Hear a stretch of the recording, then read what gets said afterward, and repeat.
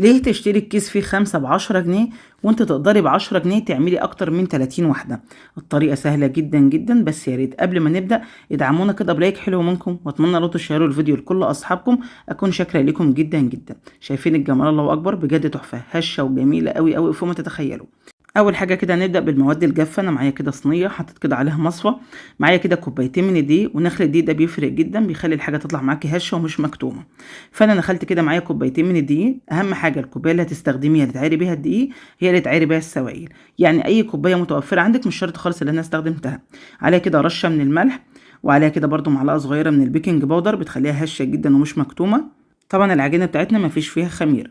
هضيف دلوقتي كده عليها معلقه كبيره من الحليب البودره، بتدي لها طعم غني وحلو قوي قوي. لو مش متوفر عندك استغني عنه، مفيش مشكله خالص. قلبنا كده المواد الجافه كلها مع بعضها، وزي ما قلت لكم الكوبايه اللي انا عيرت بيها الدقيق عيرت بيها الزبادي. الزبادي يا جماعه اللي هو الياغورت. طب لو ما عنديش زبادي تقدر تستخدمي لبن رايب، تقدر تستخدمي لبن حليب، او تستخدمي ميكس ما بين الزبادي واللبن الحليب، براحتك خالص على حسب المتوفر عندك، مش هتوقفي نفسك طبعا. وعايزه اقول لكم ان انتم ممكن تعملوها اقتصاديه جدا، يعني تعجنوها بالميه عادي خالص، مفيش اي مشكله. خصوصا لو انت حاطه حليب بودره فممكن تعجنيها بالميه، مفيش مشكله. هنبدا بقى نعجنها معانا بالشكل ده. عايزه اقول لكم ان هي بتكون طريه، يعني مجرد الدقيق ما بيختفي معايا انا بوقف عجن، مش محتاجه ان انا ازود اي حاجه تانية. هتلاحظ ان هي طريه، تقولي طب هي هتنفع معايا ازاي طريه بالشكل ده؟ ما تقلقيش خالص، انت سيبيها لما ترتاح. وبعد ما ترتاح احنا بنفرد كده رشه دقيق على الرخامه، وبنبدا نفردها على دقيق، وعادي جدا، وده اللي بيخليها تطلع معانا هشه مش مكتومه. لكن لو زودتي دقيقه هتطلع معاكي مكتومه، وهتطلع معاكي مجلده ومش حلوه خالص. فزي ما انتم شايفين كده هي معانا طريه. كل اللي هعمله ان انا هغطيها دلوقتي بطبق بالشكل ده، واسيبها لما ترتاح على الاقل كده ربع ساعه. ودلوقتي اجهز كده حشوه الشوكولاته اللي انا هعملها معاه. اي شوكولاته متوفره عندك، مش شرط خالص النوع اللي انا استخدمته. طبعا الحشوه ترجع ليكم، ممكن تخلوها بحشوه الجبن، ممكن جبنه موتزاريلا، ممكن جبنه فيتا، ممكن تحطي جبنه رومي، براحتك خالص زي ما تحبي. الحشوه دي ترجع ليكي وبتاعتك انت. انا جبت الشوكولاته، كل اللي استخدمته حوالي 70 جرام من الشوكولاته، قطعتها كده مكعبات صغيره. هو الباكت اصلا فيه 100 جرام، انا استخدمتش الباكت كله، استخدمت حوالي كده 3 ارباعه، يعني نقول 70 جرام من الشوكولاته، يعني كمان ما بتاخدش كميه كبيره ولا اي حاجه. وطبعا زي ما قلت لكم ممكن تخلوها ساده، او ممكن تحشوها جبن، هتبقى حلوه قوي قوي. قطعت الشوكولاته زي ما انتم شايفين كده، حجمها صغير على قد حجم المولتو اللي انا هعمله. انا هعمل المولتو اللي هو الصغير اللي احنا بنشتريه من بره. الكيس بره عايزه اقول لكم فيه 5 وحدات، وحجمهم صغير جدا جدا، اصغر من الحجم اللي انا هعمله بكتير طبعا. تمام. وثمنه كام؟ ثمنه 10 جنيه. احنا النهارده هنعمله بتكلفه بسيطه قوي قوي، زي ما هتشوفوا كده معايا، مش هياخد كمان معانا مجهود ولا وقت، في نص ساعه تكوني مخلصه. هنجيب دلوقتي كده معانا رشه دقيق كده على الرخامه، وهنبدا بقى نجيب العجينه بتاعتنا بعد ما ارتاحت معانا. تمام. ده شكل العجينه ما شاء الله. عايزه اقول لكم العجينه عشان مخدومه صح فمرتاحه وما شاء الله مطاطيه وحلوه جدا جدا. بلفها زي ما انتم شايفين كده على شكل كوره، واحطها كده قدامي على الرخامه، وهبدا افردها دلوقتي معاكم. الطريقه سهله جدا، انا متاكده بعد ما تخلصي الفيديو ده هتقومي تعمليها فورا. حلوه قوي قوي فوق ما تتخيلوا، وكمان هتعجب اولادكم جدا، خصوصا الاولاد اللي بتحب الشوكولاته هتعجبهم قوي. وما شاء الله يعني ما بتاخدش اي وقت خالص ولا بتاخد مجهود، وسهله جدا. وزي ما قلت لكم ممكن تعملوها اقتصاديه، يعني كمان لو مش عندك زبادي اعجنيها يا ستي بالميه، ما توقفيش نفسك على حاجه معينه. ما عندكيش حليب بودره استغني عنه، مفيش مشكله خالص. بس احنا بنضيف الحاجات دي عشان يبقى طعم غني لاولادنا. يعني انا لو عندي امكانيه ان انا احط زبادي او احط حليب، سواء حليب عادي او حليب بودره، حطي عشان تعملي طعم غني لاولادك.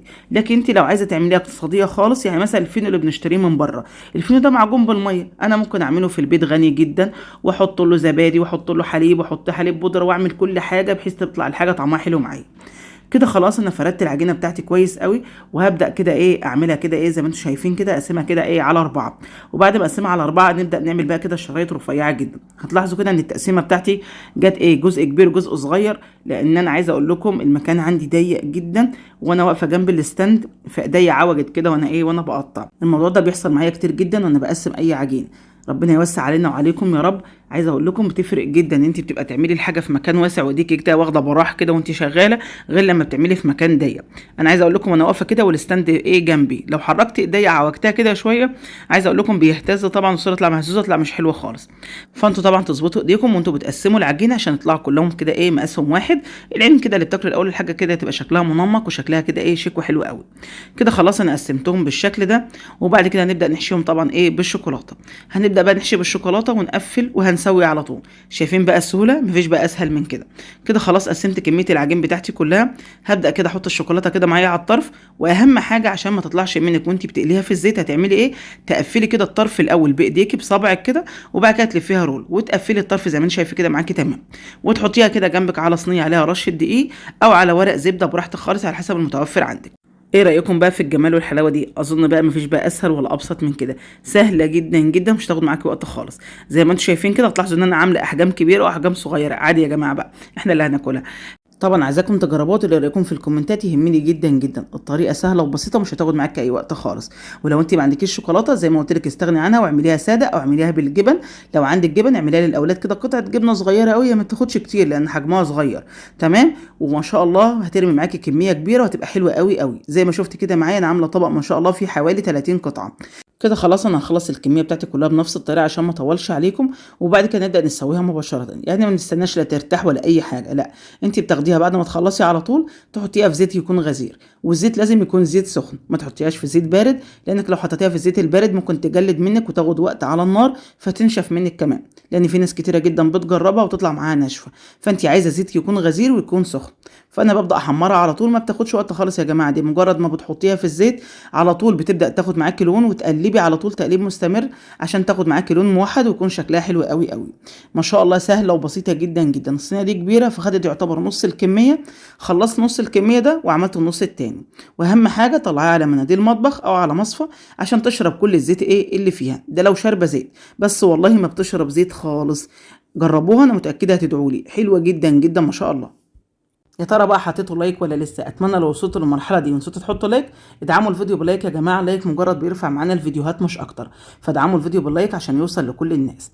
كده خلاص انا حطيت الكميه بتاعتي زي ما انتم شايفين كده، دي اول كميه كده معايا، وبدات تاخد معايا لون على طول. في المرحله دي ما بنطلعش ايدينا من الزيت خالص، لان ممكن تاخد منك لون اكتر، تمام، وتتحرق منك او تجلد زي ما قلت لك. فلازم كده تقليب مستمر على طول عشان تطلع كلها ايه لونها موحد. طبعا هي لو خدت معاكي لون اكتر هتبقى ناشفه، يعني تتحمر زياده عن اللازم فتطلع معاكي ناشفه. فانت تخليها طالعه كده باللون الذهبي اللي هو الاصفر الخفيف، مش اكتر من كده. زي ما انتم شايفين كده انا ما فصلتش الكاميرا خالص، حبيت اوريكم كده المقطع كامل وهي بتتحمر في الزيت، يعني حتى كمان ما سرعتش المقطع بتاع الفيديو عشان تشوفوا الشكل ايه كامل. كده خلاص هتبدا تتحمر معايا اهي، تمام. بدات اطلعها كده ايه على مناديل المطبخ عشان بس ايه ما اطولش عليكم.